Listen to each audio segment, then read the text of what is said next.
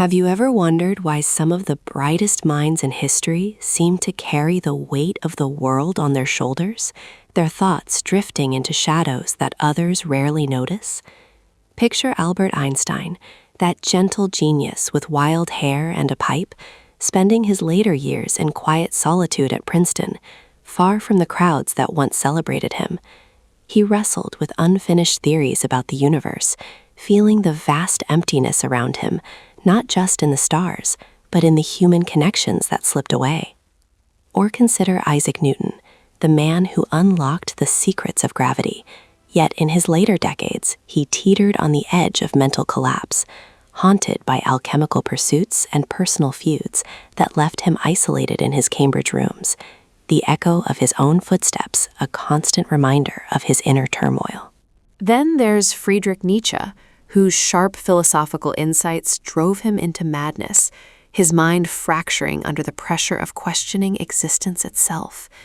Vincent van Gogh, with his swirling, vibrant canvases that captured the soul's turbulence, ended his life in despair, a self-inflicted wound cutting short a vision too intense for the world. And Ernest Hemingway, the storyteller who painted life's adventures with bold strokes, turned a gun on himself, overwhelmed by the darkness that lurked beneath his bravado. This pattern stretches far beyond these icons. It's a thread woven through countless lives. It seems that those with towering intellects often find happiness elusive, their days shadowed by a quiet pessimism that seeps in like fog over a still lake. But this isn't just a tale of famous tragedies. It's something you might see in everyday people too. Think about the friend who devours books late into the night, pondering deep questions, only to wake with a heaviness in their chest, anxiety keeping them from sleep, disappointment coloring their view of the world. Today, let's explore this gently, like sharing a story by a warm fire. Why do those with sharper minds tend to lean toward pessimism? We'll weave through the reasons, drawing on real insights from psychology and science, while keeping our feet on the ground of truth, checking facts along the way to ensure we're honoring the reality they reveal. First, let's clarify what we mean by intelligence here. It's not about clever tricks or outsmarting others for gain. It's that genuine cognitive power, the ability to think logically, abstractly, synthesize vast amounts of information, and dive deep into ideas.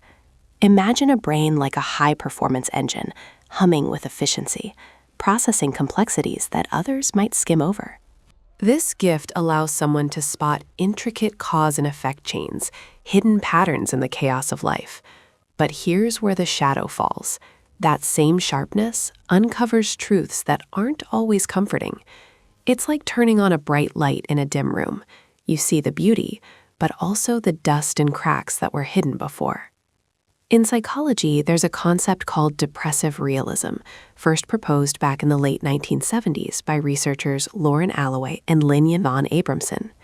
They suggested that people with mild depression might actually see the world more accurately than those who are upbeat. Non-depressed folks often cling to positive illusions, overestimating their own abilities, downplaying risks, and harboring unrealistically high hopes for the future. These rosy views have evolutionary perks. They motivate us to take chances, explore, and survive in a tough world. But for someone with high intelligence, self-deception is harder. Their mind relentlessly peels back those illusions, forcing a confrontation with raw reality. And reality, when stared at unflinchingly, isn't always a fairy tale. It's filled with human flaws like selfishness and short-sightedness that have persisted for millennia, the inevitability of aging, illness, and death, and the staggering scale of the universe, where humanity feels like a fleeting speck. Recent studies have added nuance to this idea.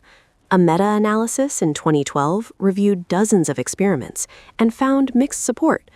Sometimes depressed people are indeed more accurate in judgments, like assessing their control over events or predicting outcomes.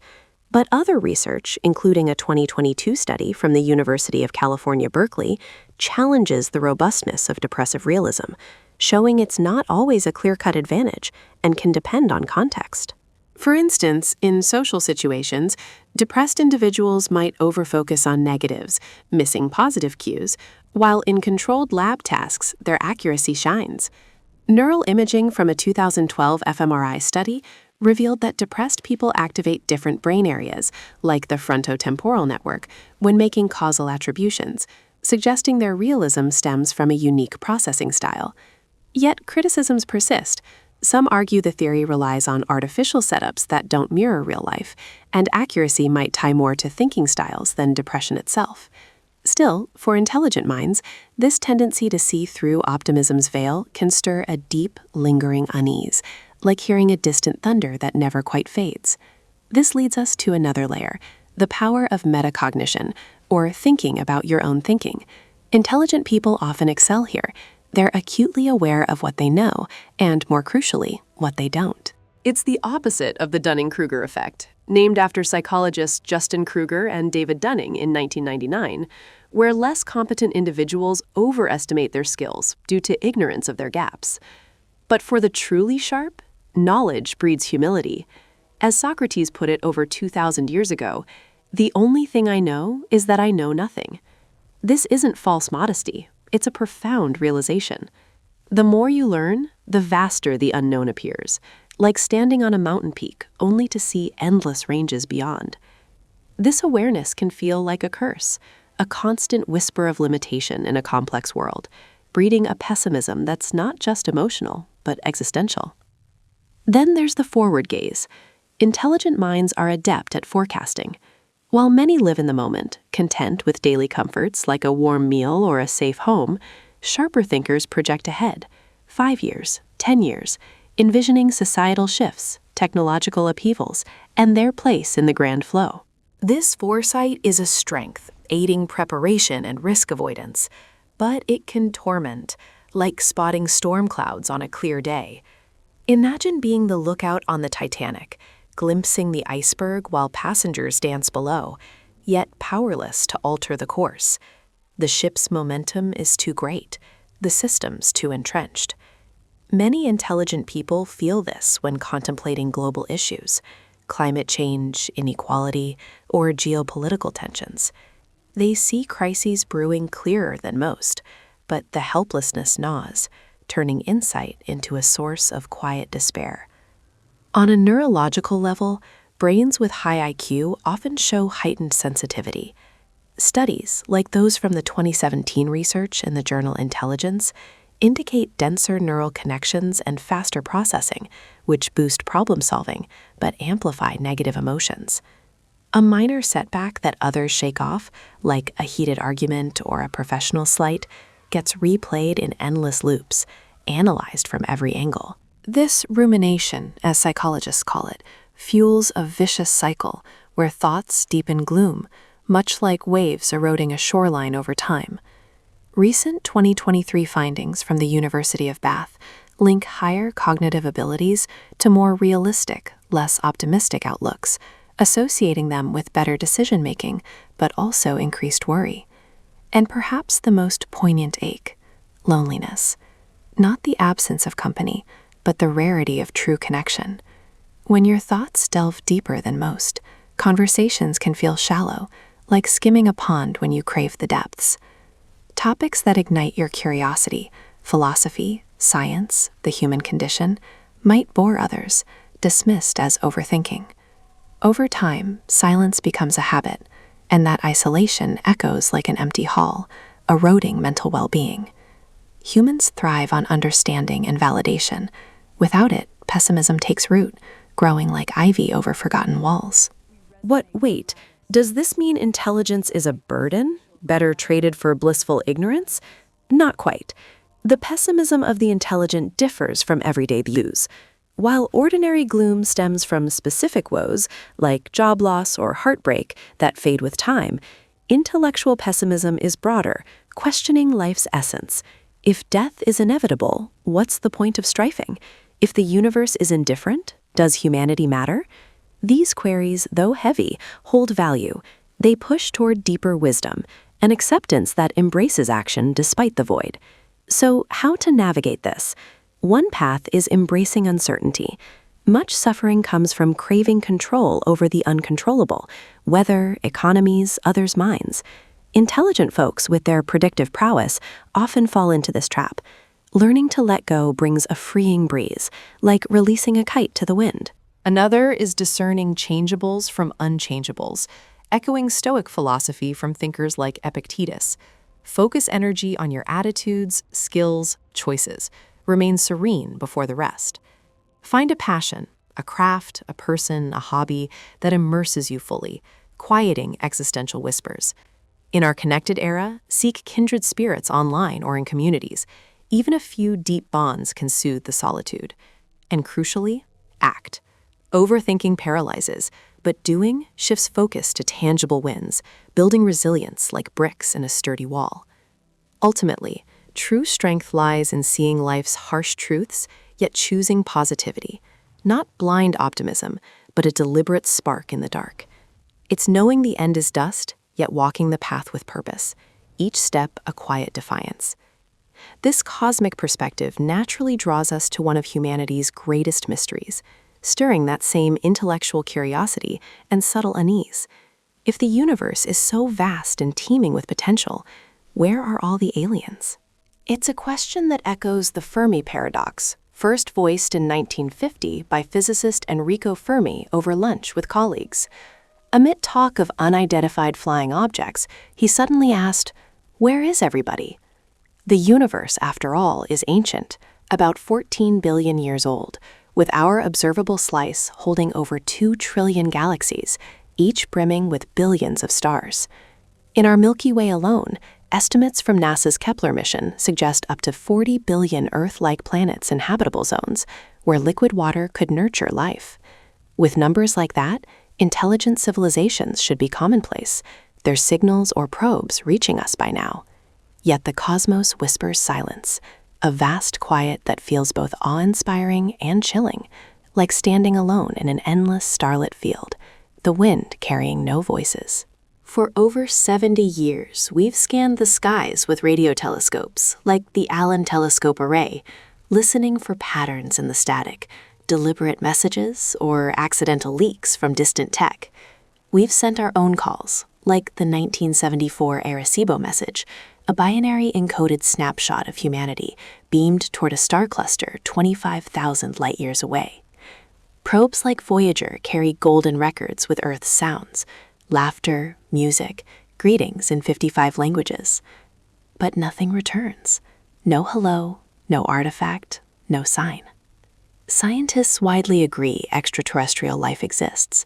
Simple microbes might thrive on Mars or Europa's subsurface oceans, based on 2024 findings from NASA's Perseverance rover hinting at ancient microbial fossils. Yet advanced societies? The absence haunts. Explanations abound, each stirring wonder and a touch of dread. One is rarity.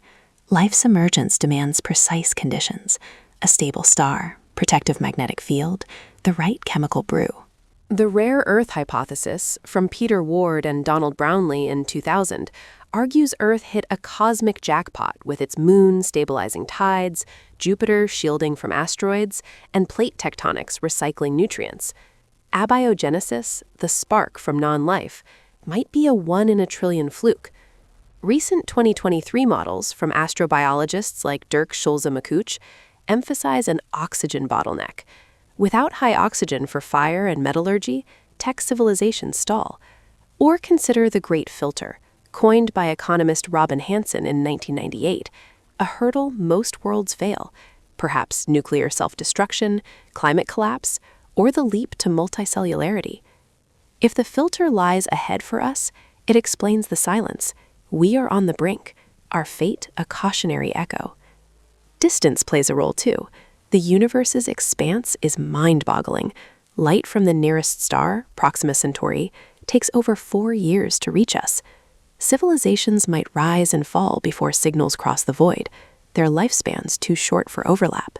A 2021 theory by Hansen and colleagues introduces grabby aliens, expansive societies spread at near light speed, filling space quickly.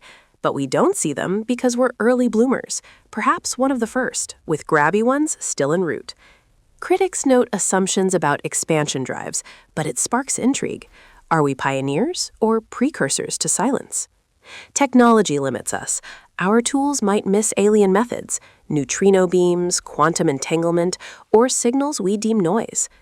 The 2018 dimming of Tabby Star sparked Dyson sphere speculation, megastructures harnessing stellar energy, but dust explained it. Perhaps they've outgrown radio, opting for efficient lasers or something beyond our grasp. Darker theories evoke mystery's edge. The Dark Forest, from author Lou Sixon's 2008 novel, but rooted in game theory, paints the cosmos as a shadowy wood where hunters lurk. Reveal yourself and a predator strikes. Better to hide. This Laws of the Dark Forest suggests silence as survival strategy, civilizations cloaked in caution. The zoo hypothesis, from John Ball in 1973, imagines us as exhibits in a galactic preserve, observed but untouched, like animals in a sanctuary, our development protected or studied. Or the Berserker hypothesis, rogue probes eliminate emerging threats, enforcing quiet. Newer ideas as of 2026 deepen the enigma. The Cognitive Horizon hypothesis, proposed in 2025, suggests advanced intelligences evolve beyond our comprehension, transcending physical forms into realms we can't detect, perhaps merging with the fabric of reality itself. The Escythian hypothesis, discussed in late 2025, posits we might only encounter dying civilizations, their last transmissions fading warnings before collapse, explaining sporadic unexplained signals, like the 1977 WOW signal. AI as a filter gains traction.